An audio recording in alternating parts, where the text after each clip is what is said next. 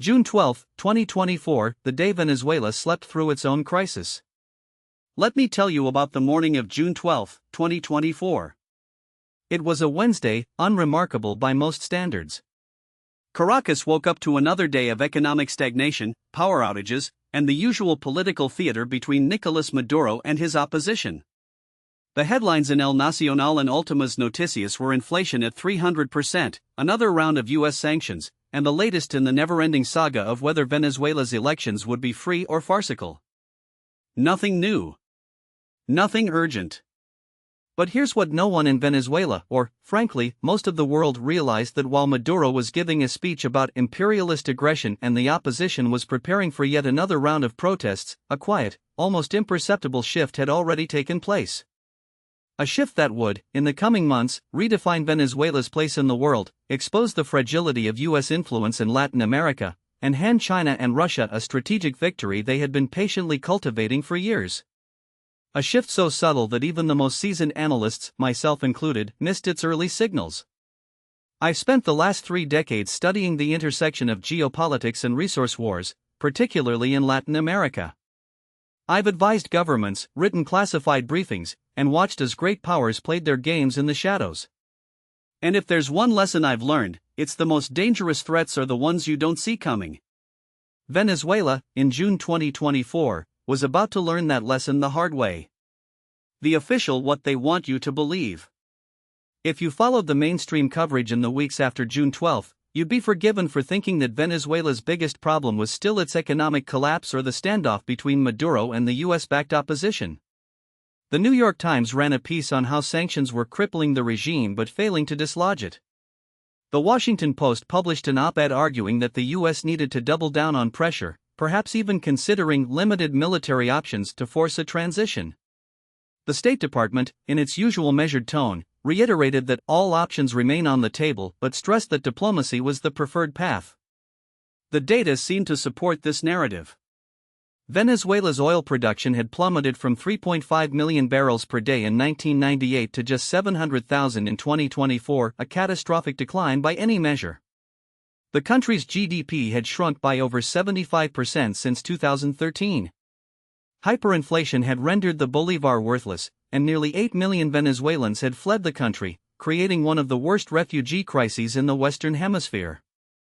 The U.S. had imposed sweeping sanctions, targeting everything from oil exports to the personal finances of Maduro and his inner circle. The European Union had followed suit, freezing assets and imposing travel bans. The message was Venezuela was a failed state, a cautionary tale of socialist mismanagement, and the only question was how long it would take for the regime to collapse under the weight of its own incompetence. The US and its allies were patiently waiting for the inevitable, applying just enough pressure to accelerate the process without triggering a full-blown humanitarian disaster. But here's the problem with this: it assumes that Venezuela's crisis exists in a vacuum. It assumes that Maduro's government is so isolated, so reviled, that it has no options left. And most dangerously, it assumes that the US and its allies are the only players with agency in this story. That's not just wrong, it's dangerously naive. Deconstructing the what's really happening. Let's start with the data. Yes, Venezuela's oil production has collapsed, but not as much as you'd think, given the sanctions. In 2023, despite U.S. restrictions, Venezuela still exported an average of 600,000 barrels per day. That's not nothing. And here's the: most of those exports weren't going to the US or Europe. They were going to China and India. Now, you might say, so what? China and India are just taking advantage of discounted Venezuelan oil. And on the surface, that's true. But dig a little deeper, and you'll find something far more interesting. Starting in late 2022, China began quietly renegotiating its oil for loans agreements with Venezuela. The terms were generous, far more generous than anything the US or IMF had ever offered.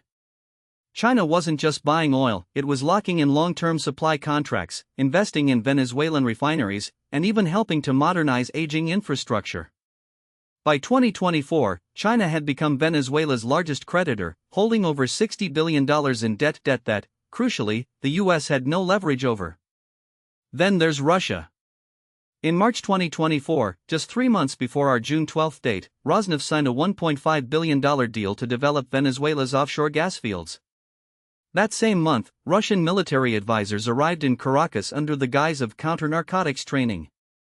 The U.S. State Department dismissed this as posturing, but I've seen the satellite imagery. Those advisors weren't just there for show. They were helping Venezuela modernize its air defense systems that, coincidentally, are now integrated with Russian S-300 and S-400 missile batteries. And let's not forget Iran.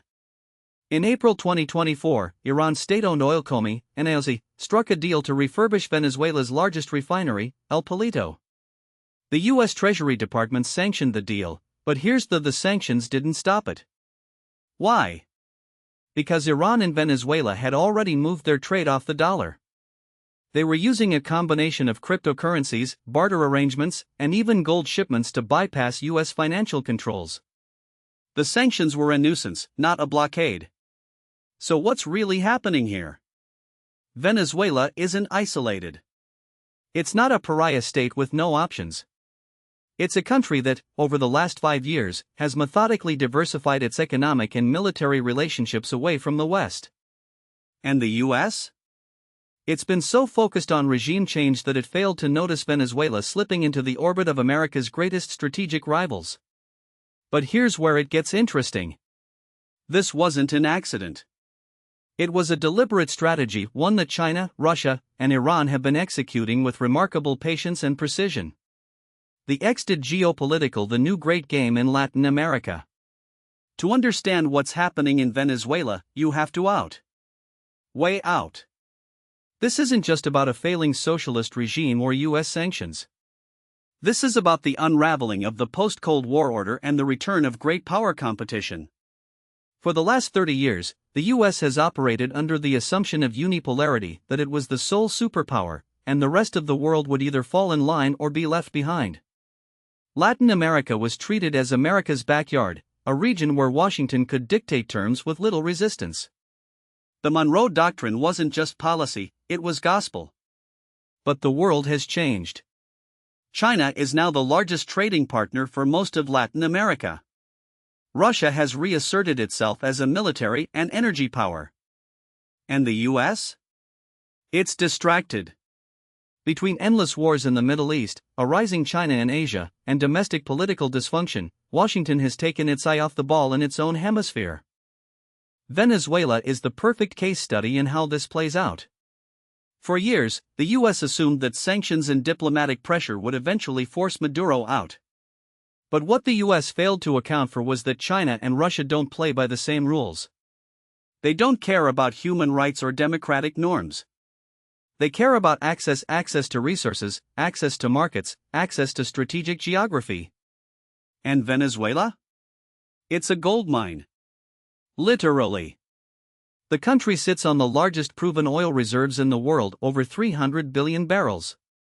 It has vast deposits of gold, coltan, and rare earth minerals. And geographically, it's a gateway to both the Caribbean and South America. For China, Venezuela is a critical node in its Belt and Road Initiative.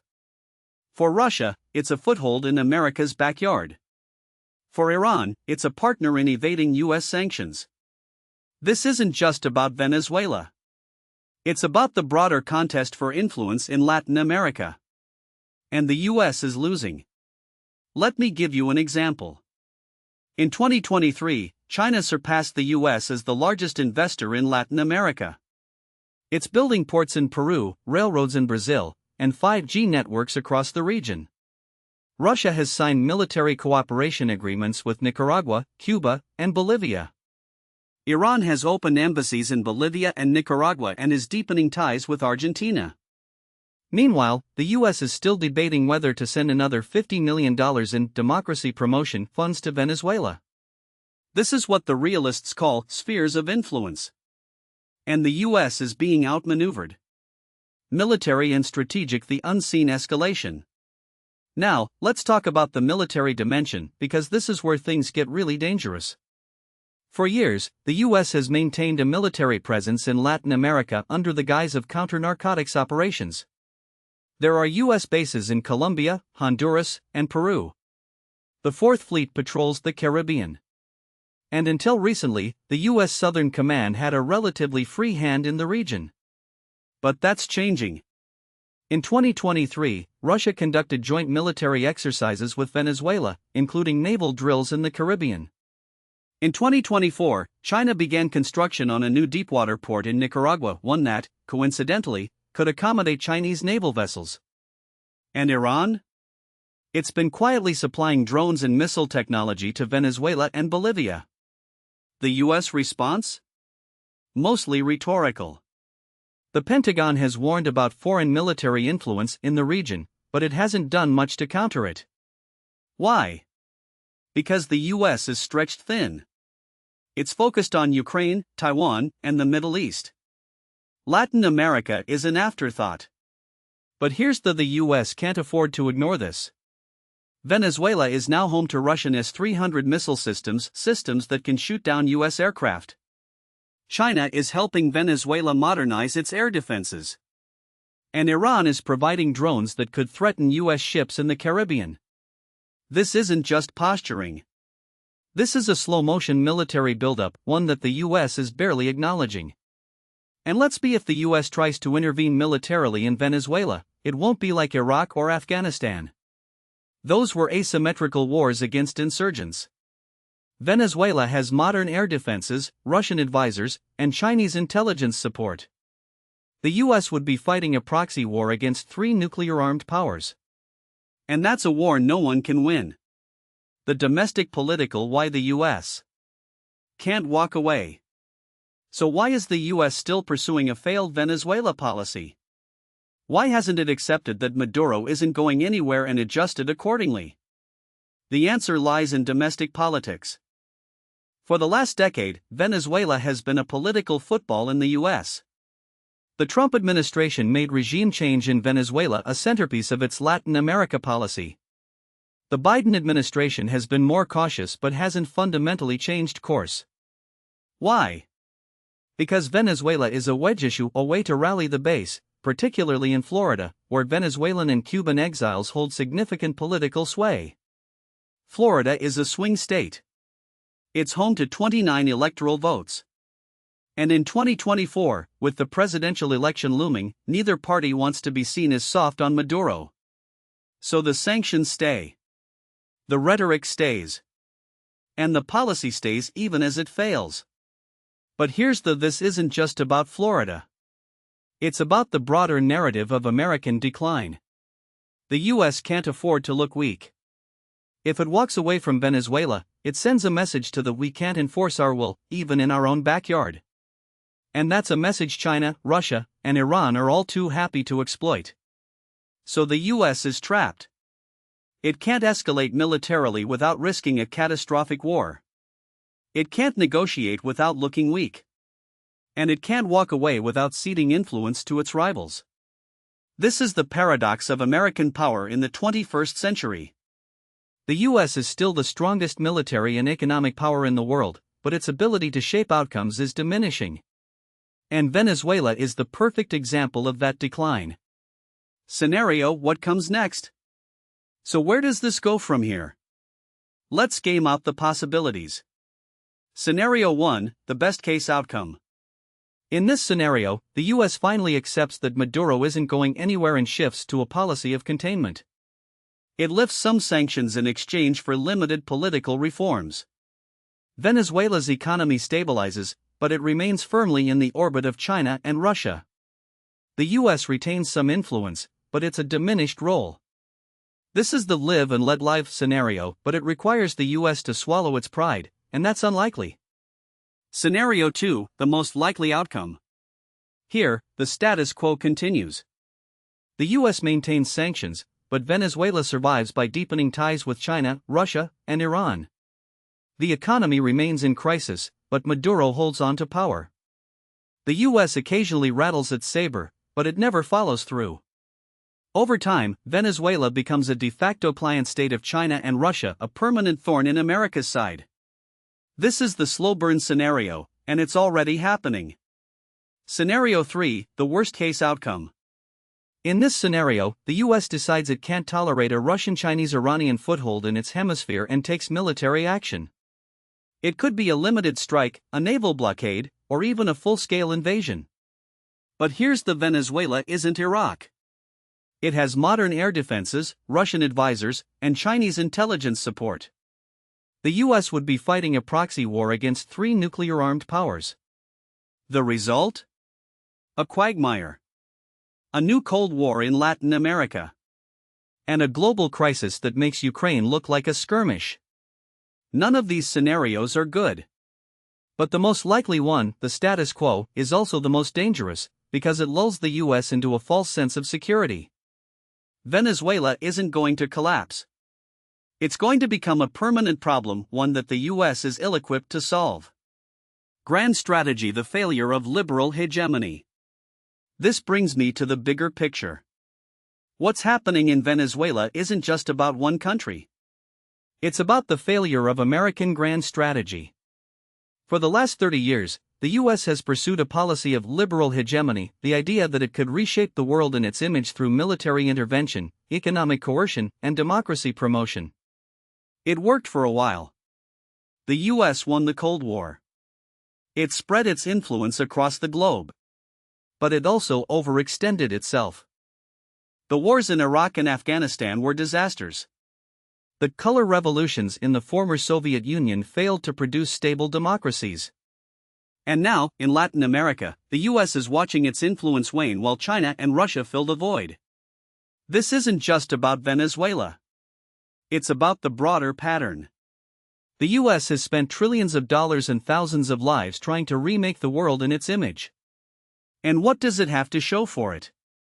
A more unstable Middle East. A resurgent Russia. A rising China. And a Latin America that's increasingly looking east. The problem isn't that the US is weak. The problem is that it's trying to do too much. It's trying to be the world's policeman, its banker, and its moral arbiter. And in the process, it's losing its ability to focus on what really maintaining its core strategic advantages. Venezuela is a symptom of this broader failure.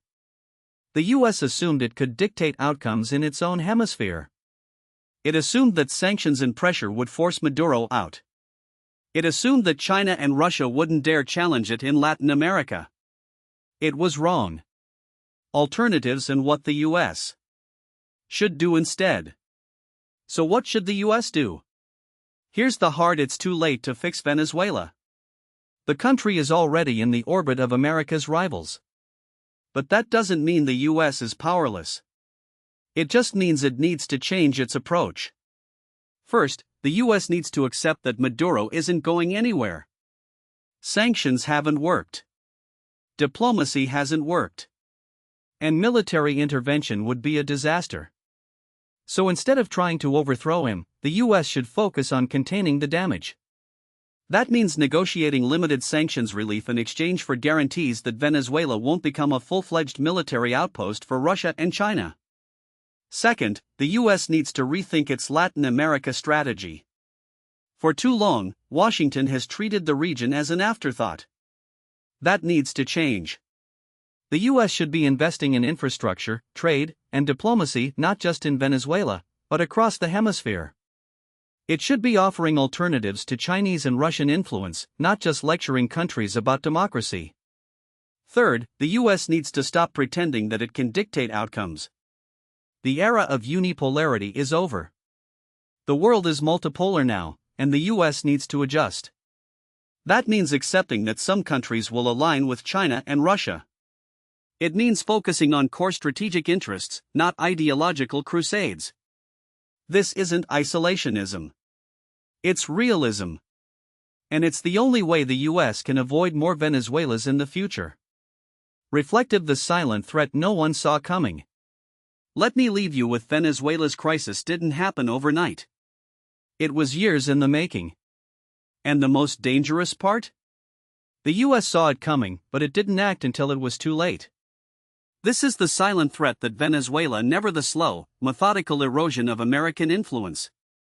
It wasn't just about oil or elections or even Maduro himself. It was about the quiet, almost imperceptible shift in how power moves in the 21st century, a shift the US intelligence community and policymakers either misread or, worse, ignored until the damage was irreversible. Now, what most people don't realize is that Venezuela's transformation into a Russian-Chinese forward operating base didn't happen with a bang. There were no dramatic press conferences, no red lines crossed in public. It happened through a series of small, almost bureaucratic steps, each one dismissed as insignificant at the time, each one adding another layer to the foundation of something far more dangerous than a failed state. Let me walk you through how it unfolded, because the military implications of what's happening in Venezuela today are far more serious than most analysts in Washington are willing to admit. The first real turning point came in 2019, when Russia deployed a contingent of its Wagner Group mercenaries to Venezuela under the guise of protecting critical infrastructure. Officially, they were there to guard oil facilities. Unofficially, they were training Venezuelan special forces, setting up secure communications networks, and most critically, establishing a permanent Russian presence less than 1,500 miles from Florida. The U.S. State Department issued a strongly worded statement. The Pentagon ran a few war games. And then? Nothing. The Wagner operatives stayed, and by 2021, they had been quietly absorbed into Venezuela's military structure, with some even taking up roles as advisors to Maduro's inner circle. Then came the Chinese. In 2020, Beijing signed a $5 billion credit line with Caracas, ostensibly for economic recovery. Buried in the fine print was a provision allowing Chinese state-owned enterprises to take control of Venezuela's deepwater ports, most notably, the port of La Guaira, just outside Caracas. This wasn't just about trade. La Guaira is one of the few ports in the Caribbean capable of handling large naval vessels, including submarines. By 2022, satellite imagery showed Chinese engineers exiting the port's dry docks and installing what appeared to be submarine maintenance facilities. The U.S. Southern Command raised alarms. The White House issued a memo. And then? The issue was buried under a pile of other crises, from Ukraine to Taiwan.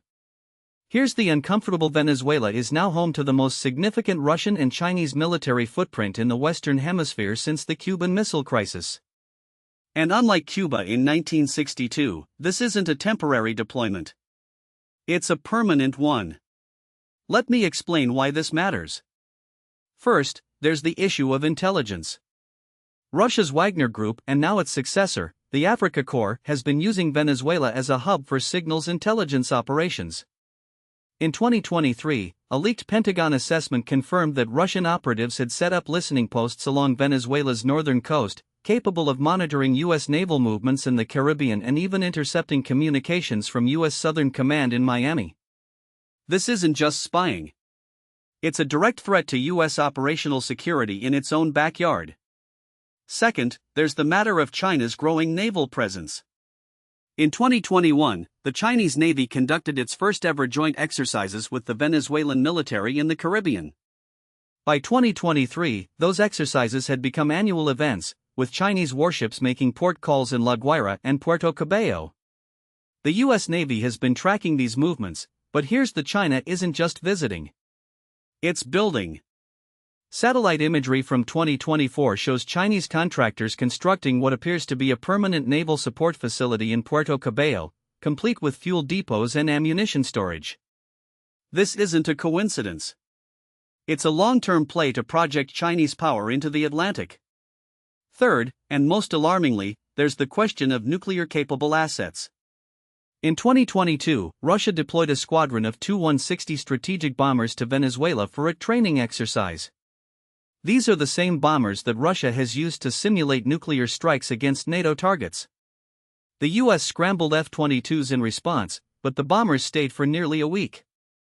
Then, in 2023, Russia announced it would be rotating nuclear-capable bombers through Venezuela on a regular basis. The White House called it provocative. The Pentagon called it unacceptable. And yet, the rotations continued. Let me be: I'm not suggesting that Russia or China are about to launch a nuclear strike from Venezuela. That's not how modern great power competition works. What they're doing is far more insidious. They're normalizing their military presence in the Western Hemisphere, eroding U.S. dominance in its own neighborhood, and creating a permanent foothold from which they can project power, gather intelligence, and if necessary, disrupt U.S. operations in a crisis. And here's the U.S. has no good options to counter this. Military intervention is off the table. Venezuela is not AMA in 1989 or Grenada in 1983. It's a country with a battle-hardened military, Russian advisors, and Chinese anti-aircraft systems. A U.S. strike would risk a wider conflict with two nuclear-armed powers. Sanctions? They've already failed. Diplomacy? Maduro has no incentive to negotiate when he's getting everything he wants from Moscow and Beijing. So what can the U.S. do? The answer isn't more bluster or more sanctions. It's a fundamental rethink of how America projects power in the 21st century. Let me outline what that should look like. First, the U.S. needs to accept that it can't compete with China and Russia in Venezuela on their terms. They're willing to spend billions to prop up Maduro. The U.S. isn't. So instead of trying to outbid them, the U.S. should focus on raising the costs of their presence. That means targeted sanctions on Russian and Chinese entities operating in Venezuela. It means exposing their intelligence operations. And it means making it clear that any attempt to base nuclear-capable assets in the Western Hemisphere will trigger a severe response, not just from the U.S., but from its allies. Second, the U.S. needs to rebuild its own military presence in the region. For too long, the Pentagon has treated Latin America as a backwater. That's a mistake. The U.S. should be extending its naval presence in the Caribbean, conducting more joint exercises with allies like Colombia and Brazil, and investing in new bases that can counterbalance the growing Russian and Chinese footprint. This isn't about starting a new Cold War. It's about ensuring that the U.S. retains the ability to operate freely in its own hemisphere. Third, the U.S. needs to offer Latin American countries a real alternative to Chinese and Russian influence. That means more than just trade deals. It means infrastructure investment, technology transfers, and most importantly, respect. The U.S. has spent decades lecturing Latin American leaders about democracy and human rights. Meanwhile, China has been building roads, ports, and 5G networks. If the U.S. wants to win back influence in the region, it needs to start treating its neighbors as partners, not as problems to be managed. Finally, the U.S. needs to stop pretending that this is just about Venezuela. What's happening there is a microcosm of a much larger, the slow, methodical erosion of U.S. dominance in regions it once took for granted. From the Middle East to Africa to Latin America, America's rivals are playing a long game, and they're winning. The U.S. can't afford to keep reacting to their moves. It needs to start thinking strategically about how to shape the global order before it's too late. Let me leave you with: Venezuela is not an isolated case. It's a warning. The silent threat isn't just that America's rivals are gaining ground. It's that the U.S. still doesn't seem to realize how much ground it's already lost. And if Washington doesn't wake up soon, Venezuela won't be the last country to slip through its fingers. It'll just be the first. Now, what most people don't realize is that Venezuela's silent threat isn't just an external one, it's a domestic time bomb that the regime has spent 2 decades carefully assembling. The Maduro government didn't just stumble into its current position of defiance, it engineered a political ecosystem so tightly controlled that even the most seasoned observers struggle to see the cracks. And that's by design. The real danger isn't just that Venezuela is slipping into authoritarianism, it's that the system is now so resilient that even a collapse might not produce the kind of democratic rebound the West expects. Let me explain why this matters. When we talk about Venezuela's political crisis, the conversation usually revolves around a few familiar: hyperinflation, mass migration, U.S. sanctions, and the occasional protest. But that's like describing a hurricane by focusing only on the rain. The real story is the structural transformation of the state itself. Since Hugo Chavez took power in 1999, the regime has systematically dismantled the institutions that could have checked its power: first the judiciary, then the legislature, then the electoral system, and finally, the military. What's left isn't just a dictatorship, it's a hybrid system where the lines between the state, the party, and the armed forces have blurred into something far more insidious. Take the military, for example. Most analysts still treat the Venezuelan armed forces as a monolith, a potential savior or a looming threat depending on who you ask. But that's a 20th century way of thinking. The reality is that the military is no longer just a tool of the state, it is the state in many ways. Under Chavez and Maduro, the armed forces have been transformed into a parallel economic and political power structure. The generals don't just control key ministries, they run the oil industry, the food distribution networks, the gold mines, and even the cryptocurrency operations. The head of the National Guard isn't just a military officer, he's a businessman with a portfolio that would make a Wall Street tycoon blush. And this isn't some shadowy cabal operating in the dark. It's all out in the open, codified in laws like the 2010 Organic Law of the Armed Forces, which explicitly grants the military a role in economic and social development. Here's the uncomfortable: the Venezuelan military isn't going to stage a coup against Maduro because it doesn't need to. The generals are already running the show. Why risk a messy transition when they can keep siphoning off billions through state contracts, drug trafficking, and illegal mining? The real question isn't whether the military will turn on Maduro, it's whether anyone can pry it away from the spoils of power. And right now, the answer is no. But the military is only one piece of the puzzle. The other is the regime's mastery of what I call controlled chaos.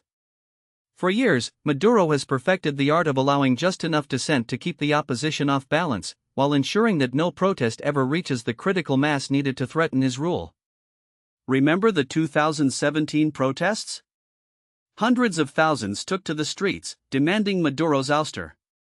The regime responded with a brutal crackdown, over 160 killed, thousands arrested, but it also allowed a parallel negotiation track to open up, giving the opposition just enough hope to fracture its unity.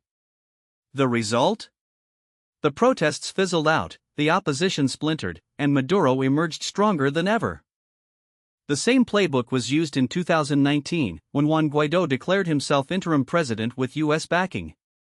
The regime didn't just ignore him, it systematically dismantled his support base. First, it banned him from running for office. Then, it arrested or exiled his allies. Then, it co-opted the few remaining opposition figures willing to play ball, like the ones who participated in the farcical 2020 parliamentary elections. And through it all, Maduro kept the economy just functional enough to prevent a total collapse, while ensuring that the pain was distributed in a way that didn't threaten the regime's core supporters. This is the genius of the Venezuelan: it doesn't just survive, it adapts. And that's what makes it so dangerous. Most authoritarian regimes collapse when they lose control of the economy or the military. But Venezuela has built a system where the economy is so distorted that it can't collapse in the traditional sense, and the military is so deeply embedded in the state that it has no incentive to rebel. The result is a kind of zombie state, neither fully alive nor fully dead, but capable of staggering on for years, if not decades. Now, let's talk about the scenarios. Because if we're being honest, the West's current approach to Venezuela is based on a fundamental misreading of the situation. The assumption has always been that if we just apply enough pressure, sanctions, diplomatic isolation, maybe even a little covert action, Maduro will eventually crack. But that's like trying to put out a forest fire with a squirt gun. The regime has already factored in Western pressure as a cost of doing business. It's not going anywhere. So what are the real possibilities? Let's break them down. First, there's the managed transition scenario. This is the one the Biden administration seems to be betting on. The idea is that if we offer Maduro enough incentives, sanctions relief, a path to legitimacy, maybe even a role in a future government, he'll agree to some kind of power-sharing deal. The problem?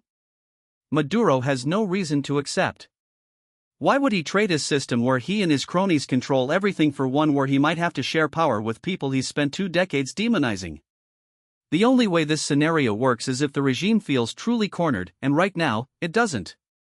Russia, China, and Iran are still propping it up, the military is still loyal, and the opposition is still divided. Until those conditions change, Maduro has no incentive to negotiate in good faith. Second, there's the Sudan model. This is the nightmare scenario, where the regime collapses not because of external pressure, but because of internal fractures. We saw a glimpse of this in 2019, when a group of military officers allegedly tried to stage a coup. It failed, but it revealed something: the regime's unity isn't as solid as it seems. The problem is that a Sudan-style collapse in Venezuela wouldn't lead to democracy, it would lead to chaos. The country is already a failed state in many ways. Without a clear successor, a sudden power vacuum could trigger a civil war, with different factions of the military, the colectivos, and even criminal gangs fighting for control. And let's not forget the millions of Venezuelans who've already fled the country. A collapse could send another wave of refugees north, destabilizing Colombia, Brazil, and even the U.S. southern border. Third, there's the North Korea scenario. This is the most likely outcome in the medium term. The regime doesn't collapse, but it doesn't reform either. Instead, it becomes a permanent pariah state, surviving on a mix of illicit trade, foreign patronage, and sheer inertia. We're already seeing the early stages of this. Venezuela's oil production has collapsed, but the regime is making up for it with gold, cocaine, and even cryptocurrency. It's not a sustainable model, but it doesn't have to be. As long as Maduro can keep the military happy and the population just barely fed, he can keep the system going indefinitely. And in the meantime, he'll keep playing Russia and China off against the US, extracting just enough support to stay afloat. So where does that leave us? If the US and its allies are serious about addressing the Venezuela threat, they need to stop thinking in terms of short-term fixes and start planning for a long-term containment strategy.